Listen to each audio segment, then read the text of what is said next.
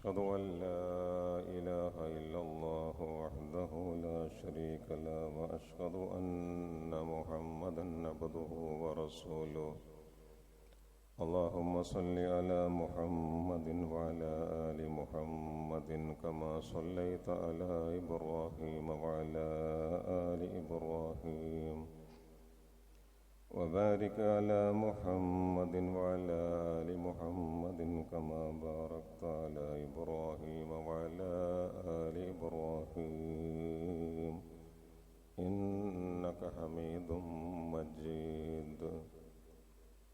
أيها الناس أوصيكم وإياي أولا بتقوى الله. يا أيها الذين آمنوا اتقوا الله حق تقاته ولا تموتن إلا وأنتم مسلمون. أما بعد فإن خير الكلام كلام الله وخير الهدي هدي محمد صلى الله عليه وسلم وشر الأمور محدثاتها وكل محدثة بدعة وكل بدعة ضلالة. أعوذ بالله من الشيطان الرجيم. بسم الله الرحمن الرحيم.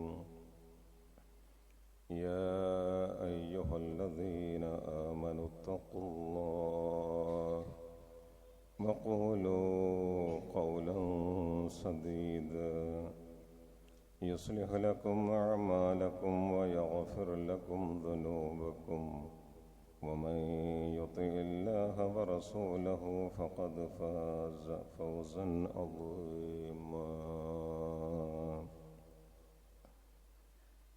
ഏറെ സ്നേഹമുള്ള സഹോദരന്മാരെ, സഹോദരികളെ, അല്ലാഹുവെ സൂക്ഷിക്കേണ്ട വിധം സൂക്ഷിച്ചും അവൻ്റെ വിധിവിലക്കുകൾ ജീവിതത്തിൽ പാലിച്ചും തഖ്വ ഉള്ളവരായി ജീവിക്കാൻ ഏറെ പരിശ്രമിക്കണമെന്ന് ആദ്യം സ്വന്തത്തോടും പിന്നെ നിങ്ങളെല്ലാവരോടും വസിയ്യത്ത് ചെയ്യുകയാണ്. അല്ലാഹു നമ്മയൊക്കെ അവൻ ഇഷ്ടപ്പെടുന്ന മുത്തഖീങ്ങളിൽ ഉൾപ്പെടുത്തുമാറാവട്ടെ. മനുഷ്യരായ നമുക്ക് അല്ലാഹു നൽകിയ വലിയ ഒരനുഗ്രഹമാണ് സംസാരശേഷി.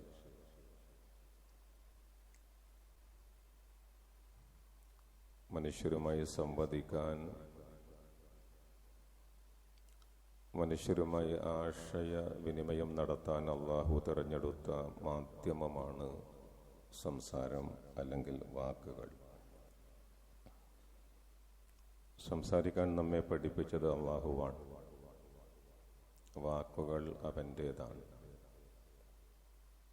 അവൻ്റെ വാക്കുകളാണ് ഏറ്റവും ഉന്നതമായ വചനങ്ങൾ, വാക്കുകൾ. ജീവിതത്തിൽ നാം ഏതൊരു വാക്ക് പ്രയോഗിക്കുമ്പോഴും അല്ലാഹു അത് അറിയുന്നു എന്നും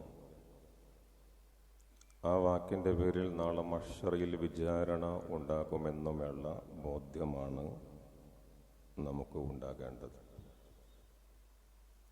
സംസാരം വളരെ മൂർച്ചയുള്ളതാണ്,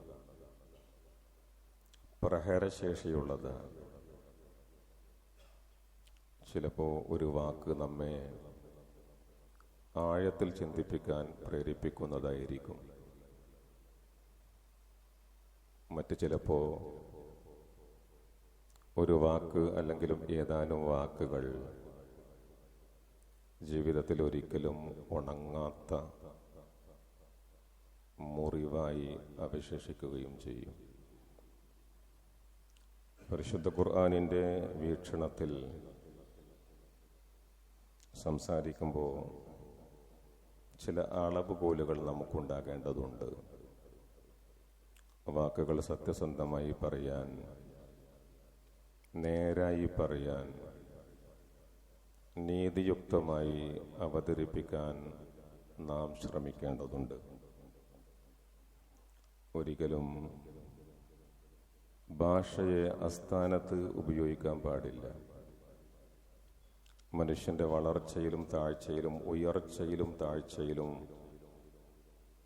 വാക്കുകൾക്ക്, ഭാഷക്ക് വലിയ പങ്കുണ്ട് എന്നാണ് ഇസ്ലാമിൻ്റെ കാഴ്ചപ്പാട്.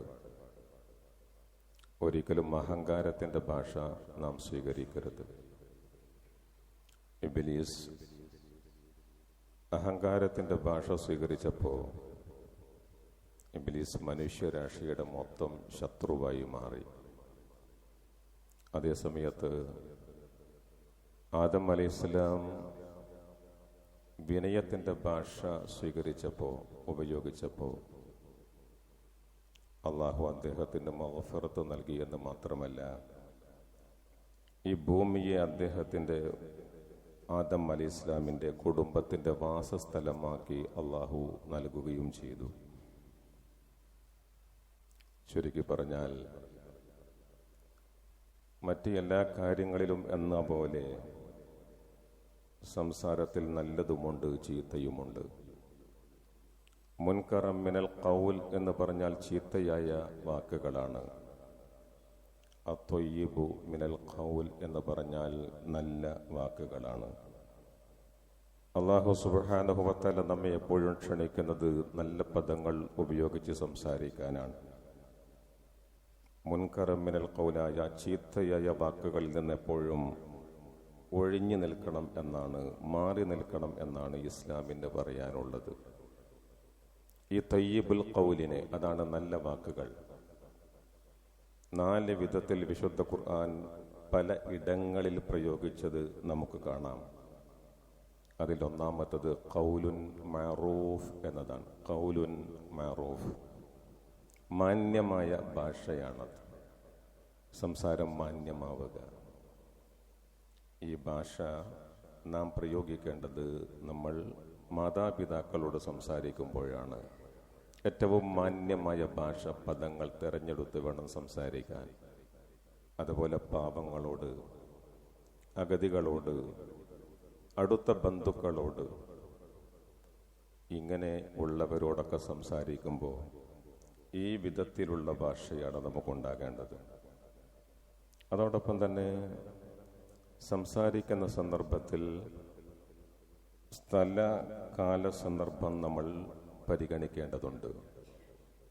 കേൾക്കുന്നവൻ്റെ മാനസികാവസ്ഥ നമ്മൾ അറിയേണ്ടതുണ്ട്.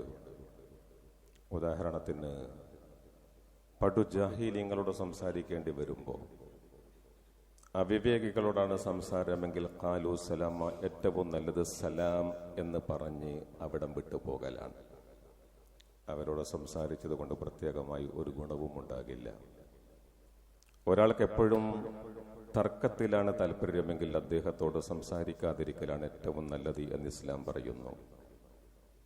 മൂന്നാമത്തെ ഒരു കാര്യം, നമ്മൾ മാതാപിതാക്കളോട് സംസാരിക്കുമ്പോൾ അതിലെ ഏതെങ്കിലും ഒരു വാക്ക് നമ്മുടെ മാതാപിതാക്കൾക്ക് വേദന ഉണ്ടാക്കുന്നുണ്ടോ എന്ന് അറിഞ്ഞും ചിന്തിച്ചും വേണം നമ്മൾ സംസാരിക്കേണ്ടത്. ഇതാണ് ഖൗലുൻ മഅറൂഫ്. രണ്ടാമത്തത് ഖൗലുൻ സദീദ് എന്നാണ്. സദീദ് എന്ന വാക്കിൻ്റെ അർത്ഥം നേരായ വാക്ക്, സത്യമായ വാക്ക്, വ്യക്തമായ വാക്ക് എന്നാണ്. സംശയത്തിന് യാതൊരു പഴുതുമില്ലാത്ത വാക്ക്. ഈ ഖുത്ബയുടെ തുടക്കത്തിൽ ഓതി വെച്ചത് സൂറത്തുൽ അഹ്സാബിലെ 70-71 ആയത്തുകളാണ്. അല്ലാഹു സുബ്ഹാനഹു വ തആല പറയുന്നത്, യാ അയ്യുഹല്ലദീന ആമനു, ഓ വിശ്വാസികളെ, ഇത്തഖുല്ലാഹ്, നിങ്ങൾ അല്ലാഹുവെ ഭയപ്പെടുക. എന്നിട്ട് അല്ലാഹു പറയുന്നത്, നിങ്ങൾ നോക്കുക, വഖൂലു ഖൗലൻ സദീദ, നിങ്ങൾ ഏറ്റവും നല്ല വാക്ക് പറയുകയും ചെയ്യുക. നോക്കൂ, അല്ലാഹു തഖ്വയോട് ചേർത്തിക്കൊണ്ടാണ് നല്ല വാക്ക് പറയണം എന്ന് പറയുന്നത്. അതിലൂടെ നമുക്ക് മനസ്സിലാക്കാൻ കഴിയുന്നത്, അല്ലാഹുവെ ഭയപ്പെടുന്ന മുത്തഖീങ്ങളിൽ നിന്ന് മാത്രമേ ആ വിധത്തിലുള്ള നല്ല വാക്കുകൾ ഉണ്ടാകൂ എന്നതാണ്. പറയുമ്പോൾ വ്യക്തമായി പറയണം. ഒരു കാര്യവും ആരെയും തൃപ്തിപ്പെടുത്താൻ വേണ്ടി, പ്രീതിപ്പെടുത്താൻ വേണ്ടി പറയരുത്. മറ്റൊരാളെ ഭയപ്പെട്ടുകൊണ്ടും പറയാൻ പാടില്ല. അത് തഖ്വ ഇല്ല എന്നതിൻ്റെ സൂചനയാണ്. ഒരാൾ അള്ളാഹുവിനെ മാത്രമാണ് ഭയപ്പെടുന്നതെങ്കിൽ അയാൾ ഒരു സത്യം അതെവിടെ പറയണമോ അവിടെ തന്നെ പറയുക തന്നെ ചെയ്യും, അവിടെ പറയുക തന്നെ ചെയ്യും. വലൂക്കാന മുറൻ, അതിന് കയ്പുണ്ടെങ്കിലും. ഇസ്ലാം നബി സല്ലല്ലാഹു അലൈഹി വസല്ലം ഉത്തമ ജിഹാദി എന്ന് വിശേഷിപ്പിച്ചത് സംസാരത്തെയാണ്. എങ്ങനെയാകുമ്പോൾ അഫ്ളലുൽ ജിഹാദി കലിമത്തു അദ്ലിൻ ഇൻദ സുൽത്താനിൻ ജായിർ, ഒരു സ്വേച്ഛാധിപതിയുടെ മുമ്പിൽ, ഒരു ധിക്കാരിയായ ഭരണാധികാരിയുടെ മുമ്പിൽ സത്യം നേര് തുറന്നു പറയാൻ സാധിക്കുന്നവൻ ആരാണ്? അവനാണ് ഏറ്റവും വലിയ ജിഹാദ് നടത്തിയതെന്ന് റസൂലുള്ളാഹി സ്വല്ലല്ലാഹു അലൈഹി വസല്ലം. ആ വിധത്തിൽ സംസാരിക്കാൻ നമുക്ക് കഴിയണം. ഇങ്ങനെ സംസാരിക്കാൻ നിങ്ങൾക്ക് സാധിക്കുമെങ്കിൽ എന്താണ് ലഭിക്കുന്ന പ്രതിഫലം? അതാണ് 71-ാമത്തെ ആയത്തിൽ അള്ളാഹു പറയുന്നത്, യുസ്ലിഹു ലക്കും അഅമാലക്കും. സത്യസന്ധമായിട്ടാണ് സംസാരിക്കുന്നതെങ്കിൽ അതിലൂടെ അള്ളാഹു നിങ്ങളുടെ കർമ്മങ്ങളെ നന്നാക്കും, സംസ്കരിക്കും എന്ന് മാത്രമല്ല, വയഗ്ഫിർ ലക്കും ദുനൂബക്കും, നിങ്ങളുടെ പാപങ്ങൾ അള്ളാഹു പുറത്തു തരികയും ചെയ്യും. വമൻ യുതിഇല്ലാഹ വറസൂലഹു, ആര് അള്ളാഹുവെയും അവന്റെ ദൂതനെയും അനുസരിക്കുന്നുവോ, ഫഖദ് ഫാസ ഫൗസൻ അളീമ, അവൻ മഹത്തായ വിജയം കൈവരിച്ചു എന്ന് അല്ലാഹു ആ ആയത്തിലൂടെ വ്യക്തമാക്കുകയാണ്. അപ്പൊ നല്ല വാക്കുകൾ പറയേണ്ടിടത്ത് ആരെയും ഭയപ്പെടാതെ പ്രീതിപ്പെടുത്താനല്ല, സത്യസന്ധമായി പറയാൻ കഴിയുക, നേര് പറയുക എന്നതാണ് ഏറ്റവും പ്രധാനം. മൂന്നാമത്തത് ഖൗലുൻ ലയ്യൻ, ഈ വാക്കുകൾ പറഞ്ഞു വെക്കണം. മൃദുലമായ ഭാഷ, ലയ്യൻ, നമ്മൾ സോഫ്റ്റ് എന്ന് പറയുന്ന മൃദുലമായ ഭാഷയാണത്. ഒരു സത്യത്തെ സത്യസന്ധമായി അവതരിപ്പിക്കുമ്പോൾ തീർച്ചയായും മാന്യത ഉണ്ടാകണം എന്നാണ് അതിൻ്റെ അർത്ഥം. ഇത് കൂടുതൽ വേണ്ടത് ഈ പ്രബോധന മേഖലയിലാണ്, സംവാദ രംഗത്താണ്. പലപ്പോഴും സംവാദ രംഗത്ത്, പ്രബോധന മേഖലയിൽ ഈ വിധത്തിലുള്ള മൃദുലമായ ഒരു ഭാഷയുടെ അഭാവം ഉണ്ടോ എന്ന് പലപ്പോഴും തോന്നിപ്പോകാറുണ്ട്. നമ്മളൊക്കെ മനസ്സിലാക്കേണ്ടത്, നബി സല്ലല്ലാഹു അലൈഹി വസല്ലം അഷ്റഫുൽ ഖൽഖാണ്, ലോകത്തെ സൃഷ്ടികളിൽ ഏറ്റവും അത്യുത്തമനാണ്. ആ പ്രവാചക തിരുമേനി സല്ലല്ലാഹു അലൈഹി വസല്ലം കുടുംബങ്ങളോട് സംസാരിക്കുമ്പോൾ, ഭാര്യമാരോട് സംസാരിക്കുമ്പോൾ, തൻ്റെ അനുചരന്മാരായ സ്വഹാബികളോട് സംസാരിക്കുമ്പോൾ, അമുസ്ലിങ്ങളായ പ്രമാണിമാരോട് സംസാരിക്കുമ്പോൾ, ഇസ്ലാമിലേക്ക് രാജാക്കന്മാരെ ക്ഷണിച്ചുകൊണ്ട് കത്തുകൾ അയക്കുമ്പോൾ അതിൽ റസൂലുള്ളാഹി സ്വല്ലല്ലാഹു അലൈഹി വസല്ലം പ്രയോഗിച്ചിരുന്ന വാക്കുകൾ ചരിത്രം വളരെ കൃത്യമായി രേഖപ്പെടുത്തിയിട്ടുണ്ട്. അത് വളരെ മൃദുലമായിരുന്നു, അതിമനോഹരമായിരുന്നു. ഇമാം അഹ്മദ് അദ്ദേഹത്തിന്റെ സുനൽ ഉദ്ധരിക്കുന്ന ഒരു ഹദീസിൽ നമുക്ക് കാണാം, ലം യകുൻ റസൂലുള്ളാഹി സ്വല്ലല്ലാഹു അലൈഹി വസല്ലം ഫാഹിഷൻ, നബി സല്ലല്ലാഹു അലൈഹി വസല്ലം ഒരിക്കലും അശ്ലീല വാക്ക് പറയുന്ന ആളെയല്ല. വല മുതഫഹിഷൻ, ആഭാസം പറയുന്ന ആളുമായിരുന്നില്ല.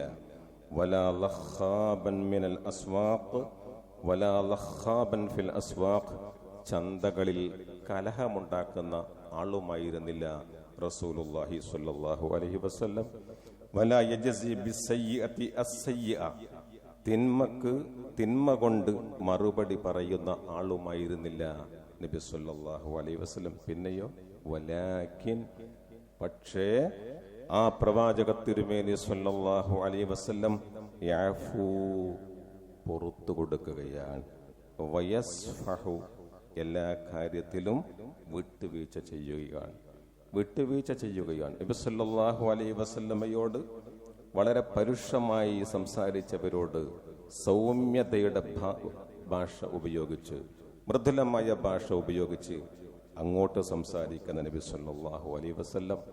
പക്ഷേ ഈ നിലപാട് പലപ്പോഴും ഇസ്ലാമിന് വേണ്ടി പ്രവർത്തിക്കുന്ന, മുസ്ലിങ്ങൾക്ക് വേണ്ടി ശബ്ദിക്കുന്ന മുസ്ലിം സംഘടനകളുടെ സംവാദന രംഗത്ത് പോലും ഈ വിധത്തിലുള്ള നിലപാടുകൾ കാണാൻ സാധിക്കുന്നില്ല എന്നത് ഏറ്റവും സങ്കടകരമാണ്.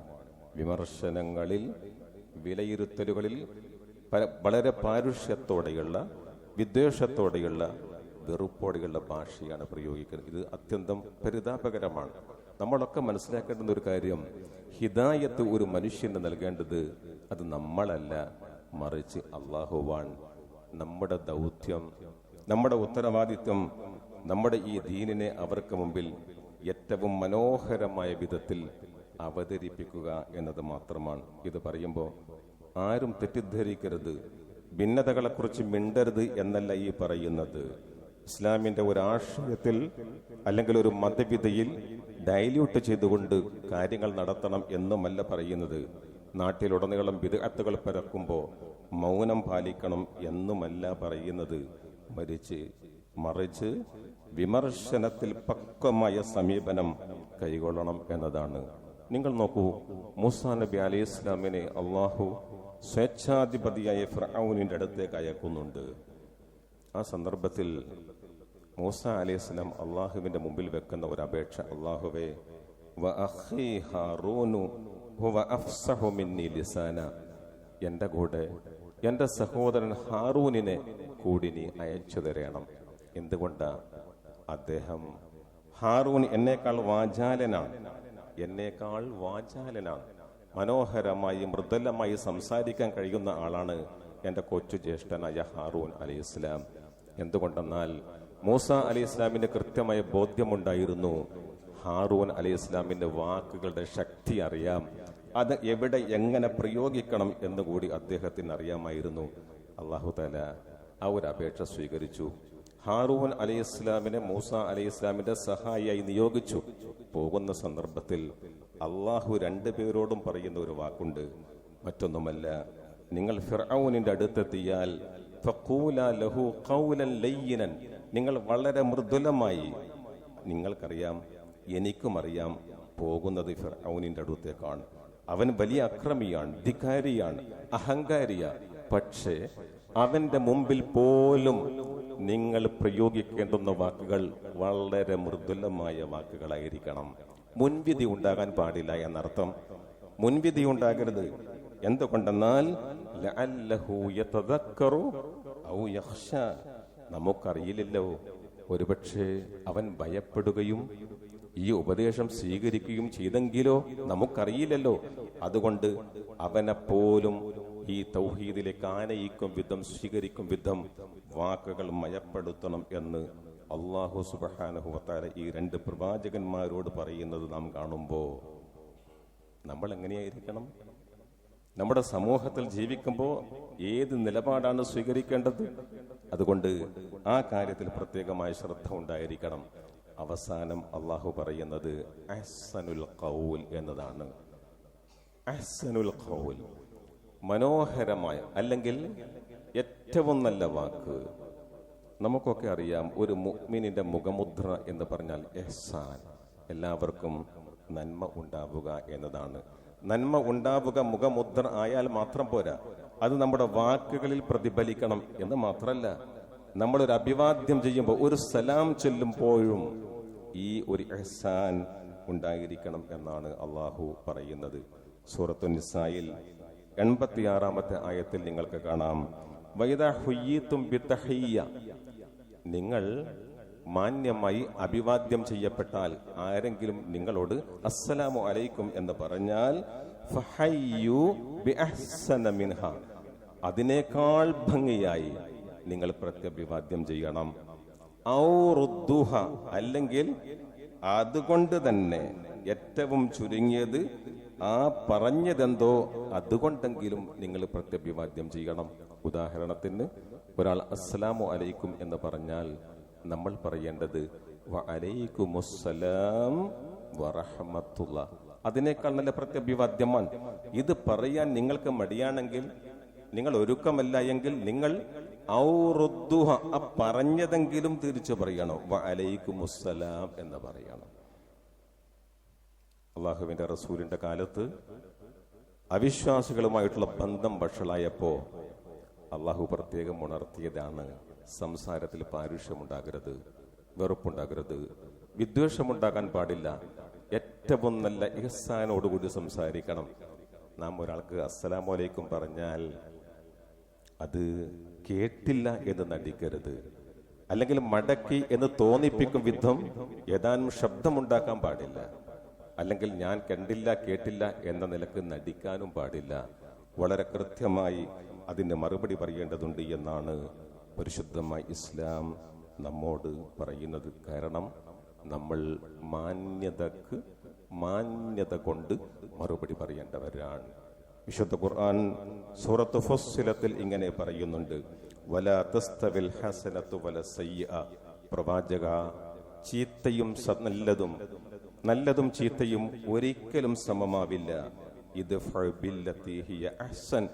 ഇദ്ഫഅ, നിങ്ങൾ തടുക്കുക അല്ലെങ്കിൽ പ്രതിരോധിക്കുക, ബില്ലത്തി ഹിയ അഹ്സൻ, തിന്മയെ ഏറ്റവും ഉത്കൃഷ്ടമായ നന്മ കൊണ്ട് പ്രതിരോധിക്കുക, തടുക്കുക.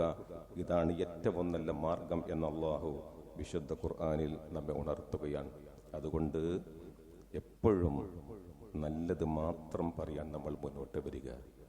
ഒരിക്കൽ ഗീബത്ത്, നമീമത്ത്, പരിഹാസം, കുറ്റപ്പെടുത്തൽ, നിന്ദിക്കൽ നമ്മുടെ ഭാഗത്ത് നിന്ന് ഉണ്ടാകാൻ പാടില്ല. നമ്മുടെ നാവ് കൊണ്ട് ഒരിക്കലും മറ്റുള്ളവർക്ക് ഡാമേജ് ഉണ്ടാക്കുന്ന, പരിക്കുണ്ടാക്കുന്ന ഒരു വാക്കും നമ്മൾ പറഞ്ഞു പോകരുത്. എന്തുകൊണ്ടെന്നാൽ വാളുകൊണ്ടേറ്റ മുറിവ് ഒരുപക്ഷെ ഉണങ്ങിയേക്കാം. എന്നാൽ വാക്കുകൊണ്ട് ഏൽപ്പിക്കുന്ന, വാക്കുകൾ ഉണ്ടാക്കുന്ന മുറിവ് അതൊരിക്കലും ഉണങ്ങാതെ അവശേഷിക്കുകയും ചെയ്യും എന്ന കാര്യം നമ്മൾ മറന്നു പോകരുത്. അതുകൊണ്ട് എപ്പോൾ സംസാരിക്കുമ്പോഴും എന്ത് സംസാരിക്കണം, എങ്ങനെ സംസാരിക്കണം എന്ന പ്ലാനിങ്, അതിന്റെ ആസൂത്രണം നമ്മിൽ ഉണ്ടാവുകയും അതിന് വേണ്ടി കൃത്യമായ പദങ്ങൾ തെരഞ്ഞെടുക്കുകയും ചെയ്യണം എന്നാണ് വിശുദ്ധ ഖുർആനിന്റെ ഈ ഉത്ബോധനത്തിന്റെ അടിസ്ഥാനത്തിൽ ഈ സന്ദർഭത്തിൽ എല്ലാവരെയും ഓർമ്മപ്പെടുത്താനുള്ളത്. നമുക്കറിയാം, ഫാസിസ്റ്റുകൾ, സയനിസ്റ്റുകൾ സംഘടിതമായി വിശുദ്ധമായ ഇസ്ലാമിന്റെ, മുസ്ലിങ്ങളുടെ ഈ ആശയം ഇവിടെ ഛിന്ന ഭിന്നമാക്കാൻ ശ്രമിച്ചു കൊണ്ടിരിക്കുമ്പോൾ വാക്കുകൾ അകറ്റാനല്ല, അടുപ്പിക്കാനാണ് ഉപയോഗപ്പെടുത്തേണ്ടത് എന്നാണ് നമ്മളൊക്കെ മനസ്സിലാക്കേണ്ടത്. എങ്കിൽ മാത്രമേ ഇസ്ലാമോഫോബിയക്കെതിരെ, ഇസ്ലാം ഭീതിക്കെതിരെ സർവരും ഒന്നിച്ച് ശക്തമായ ഒരു പ്രതിരോധം തീർക്കാൻ നമുക്ക് സാധിക്കൂ. അതുകൊണ്ട് ആ വിധത്തിൽ സംസാരിക്കാനും നല്ലവരാകാനും ഖൗലും മഅറൂഫും ഖൗലുൻ സദീദുൻ ഖൗലുൻ ലയ്യിനുൻ ഖൗലുൻ അഹ്സനും ഉള്ളവരായി ജീവിക്കാനും അല്ലാഹു നമുക്ക് ഏവർക്കും തൗഫീഖ് നൽകുമാറാവട്ടെ.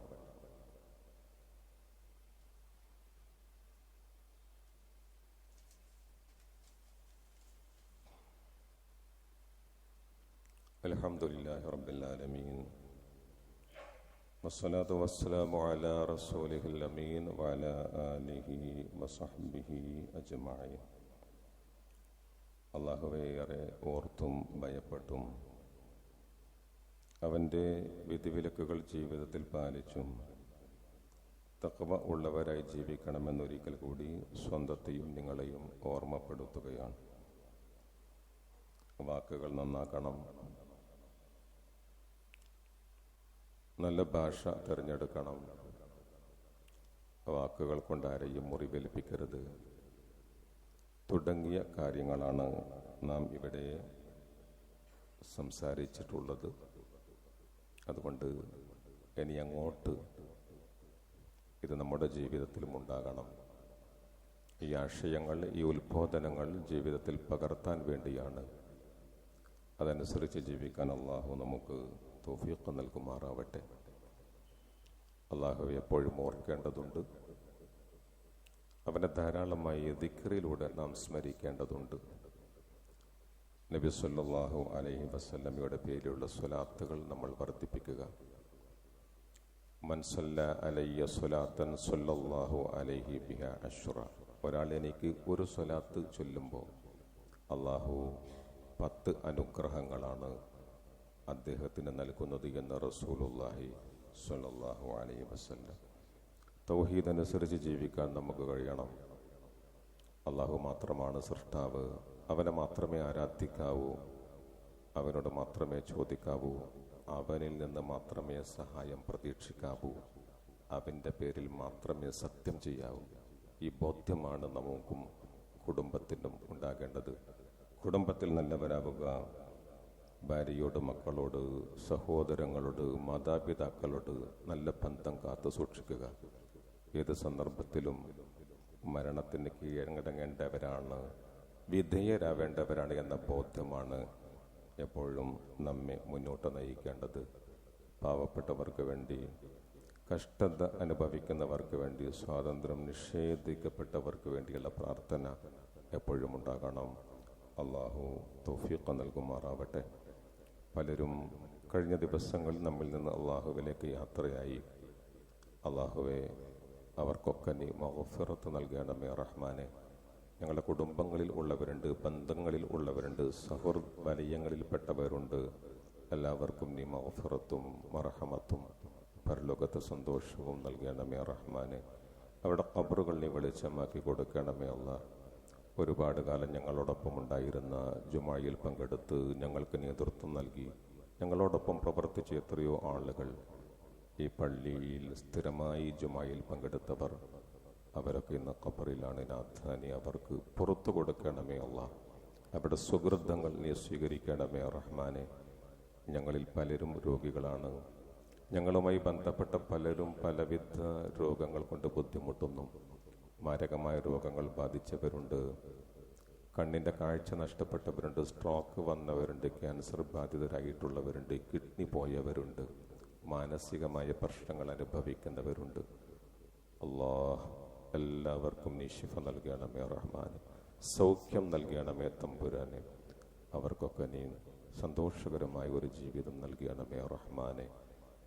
അതുപോലെ തന്നെ നമ്മുടെ രാജ്യത്ത്, അതുപോലെ തന്നെ പുറത്ത് കഷ്ടത അനുഭവിക്കുന്ന എത്രയോ ആളുകൾ. ഉത്തരേന്ത്യൻ സംസ്ഥാനങ്ങളിൽ ഇന്നും ബീഫിൻ്റെ പേരിൽ നിരന്തരമായ മൃഗീയമായ കൊലയ്ക്ക് വിധേയരാകുന്ന ചെറുപ്പക്കാർ. ഫലസ്തീനിൻ്റെ കാര്യം പ്രത്യേകമായി പറയേണ്ടതില്ല. ആ വംശഹത്യ ഇപ്പോഴും നിരന്തരം തുടരുകയാണ്. അള്ളാഹുവെ, അവർക്കൊക്കെ നീ കാവൽ നൽകണമേ റഹ്മാനെ. അവരെ നീ സംരക്ഷിക്കണമേ അള്ളാഹുവെ. അവരുടെ കാര്യത്തിൽ അനുകൂലമായ നിലപാട് നീ സ്വീകരിക്കണമേ റഹ്മാനെ. ശത്രുക്കളെ നീ പരാജയപ്പെടുത്തണമേ റഹ്മാനെ. ഹുസ്നുൽ ആഖിബത്ത് ഞങ്ങൾക്ക് നീ നൽകണമേ റഹ്മാനെ. ഞങ്ങളുടെ കുടുംബത്തിൽ നീ ഐക്യവും സന്തോഷവും ബർക്കത്തും പ്രദാനം ചെയ്യണമേ അല്ലാഹ്. ഞങ്ങളുടെ മക്കളെ നീ നന്നാക്കണമേ റഹ്മാനെ. വിവേകമുള്ള മക്കളാക്കണമേ റഹ്മാനെ.